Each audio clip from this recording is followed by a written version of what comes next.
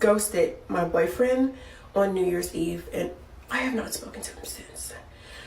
Before I get into this, I just want to say that me and my boyfriend, we have been together for a year. Well, almost a year, 11 months. A year on February 2nd, we will have been together, okay? My boyfriend is also 34, grown man. He also is a homeowner, has a pretty good job, and also has a business that he's starting. So let's start there, right? So recently, obviously, like you all have known, I've become unemployed. And I have not been able to find a job. I have put in like 30 applications a day. I've got nothing, like barely even an interview. I've gone on 2 interviews. So I've been literally struggling, and I no longer have the funds to afford these bills, okay? Anyways, okay, I'm gonna keep it together for this. I'm not gonna get stressed out. I no longer have the funds to afford. That was a fake ass cry. Did y'all peep that? Let's continue. These bills. It's something so crazy about having hundreds of thousands of dollars one day and then the next day having nothing. But that's what's going on right now. And so I am vulnerable with my man, and I go, hey, I'm gonna need to like stay with you for a little while I get myself together. Like, I don't have anything on the rent, and so I'm gonna need to move with you while I get myself together. Mind you, I said he has his own house, his own 3-bedroom apartment in a nice neighborhood. He also has a best friend. His best friend lives with him, mind you, and has been living with him for however many years that he's like lived. So if his best friend is living with him, why you want to get into that situation? That's a little weird. You don't know his best friend. You don't know their relationship or anything like that, but you just inviting yourself into a scenario you know nothing about. But let's continue. Almost the whole time he's lived there.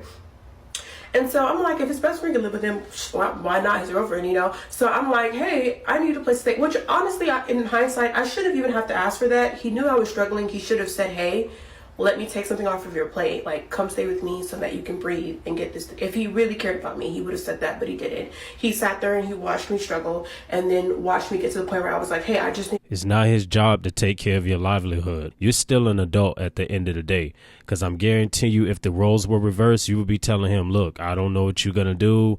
You need to try to find a job. You can't stay here. You can't live in my house rent free. You know what I'm saying? It's a very double standard with a lot of these women. They want these things from these men, but if the roles were reversed, you're a bum or you're a brokey. You get what I'm saying? And then they eventually move on from the guy. But let's continue. A break. Like, I'm literally so depressed. I'm losing my mind. I can't find anything. Can you please help me? And he said no.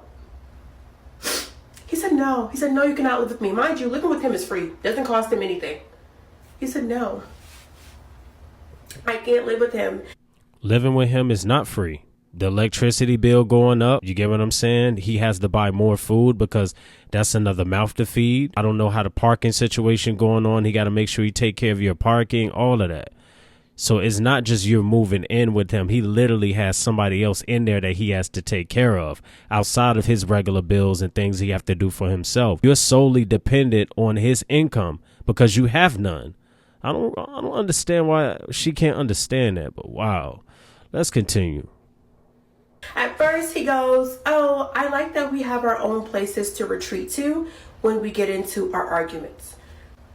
And wrong answer. Number one, when we get into arguments. Facts. Don't move unless you're ready to be married to them. I'm a firm believer in that. If you on the bridge of engagement, you know that relationship is there and you seeking marriage, that move-in scenario is good, but no, don't get so hyped and ready to move in with people just because you're going through a financial crisis or you just want to move in with them just to level the bills. I don't believe in that. I really don't. And for her even saying this, then her mindset is in the wrong place. But let's continue.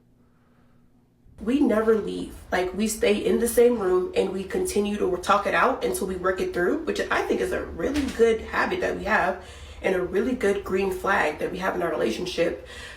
Yes, do we get into arguments? So does everyone. Yes, do I lose my cool? I'm a woman, but I rein it back in and we figure it out and nobody goes home. So that's a weird thing to say. We've never even done that. Second of all, that's like a problem to me, not a solution. When we get into arguments, we should not be leaving. Because what happens when we get married? There's no way to go. We both live in the same house. So maybe that's not a good habit to start, being that we have not started yet. He's not trying to marry you. Trust and believe that. Trust me, because if a guy is looking forward to marrying you, he will not be talking like this. He's looking at a situation he's trying to avoid because he know you're not the woman that he wants to see in the future. He already said you can't move in with him. He've already denied the many requests that you've asked of him. Because once a man find out who you are, he knows how to navigate and move accordingly. And in this scenario, he's like, you know what? I don't see a future with this woman. I spent this time with her, but at the end of the day, I don't feel like she's someone that could be conducive to my life. So she's just getting the short end of the stick right now, and it's kind of hard for her to realize it. But let's continue. Let's not start that now. On our very first date, I told him that I wanted to be engaged within a year. I said, after a year, I want to be engaged. He said that's plenty of enough time for someone to know whether or not they want to get married or not. This is what he said. We have talked about it, I shit you not, probably 10 times throughout this year. And never once did he say, I don't think this is going well enough for that to be a realistic goal anymore. Never once did he say, hey, like, let's pump the brakes. I don't think that we're doing that well. He didn't tell you that, but he definitely showed you that. I wouldn't say that he's playing mind games. He's just setting the standards. That's what it seemed like to me. And I don't blame him. But let's continue. To get to that. So I'm thinking we're doing well. We're on schedule. After a year or a year and a half, we'll probably get engaged. Then he goes, I don't think I want to live with someone again until I'm married to them. Which is some new boundary that he literally just made up because he's never said that the whole time we've been together. And I go, maybe it's not a good idea that you live with someone after you already got married to them, because what if you guys are not compatible to live together and you don't know that until after you're already married? Then what? That's really dumb, actually. And so I'm like, okay, that's a completely new thing, but granted, it's been a year. We set our goal for a year. Are we going to get married? And he goes, no, that was your goal. Since when was this my goal? It was my goal, but like, I thought we were in agreement because you never said that we weren't in agreement. That definitely was your goal. You thought that you was going to get married within a year, and it didn't plan out that way because he realized the type of woman that you were and didn't want to further the relationship. Man, the accountability be killing these women, man. But let's continue. Clearly, I made all this up in my head, and this was never a goal. I just thought it was a goal because I continuously talked about it. And he never said that it was unrealistic. As a matter of fact, he said the quite opposite, that it was a realistic goal to have. And never once, as we neared to the end of that year, did he ever say, hey, I don't think we're close to being married. So imagine my surprise when he says, I don't think we're close to being married. We still have things to figure out. Because a couple of nights ago, I got super irritated at him and yelled at him and told him to leave my house. And apparently that's enough of a reason for him to be like, whoa, I don't want to marry her. You told him to leave your house, but yet you're asking him, can you move in? Quickly, when you get triggered by something or upset, you're ready to kick him out, but you expect to move in with him now? Nah, fellas, never set yourself up like this with a woman. Because when a woman has her own place and any type of argument goes on, she definitely kicking you out. This is how a lot of women move. But let's continue. All right. So yeah. And so I said, hey, I'm actually scared that I'm going to be homeless because I said, I'm actually thinking I'm going to be homeless because I don't have a job and these bills keep coming and I can't do it no more. I'm tapped out of resources. And I think I'm going to end up, if you don't let me live with you, I'm going to end up in my car, living in my car, something like being actually homeless. And he goes, well, plenty of millionaires have lived in their car before. That's a fact. Tyler Perry was one of them. Now he's a billionaire. But let's continue.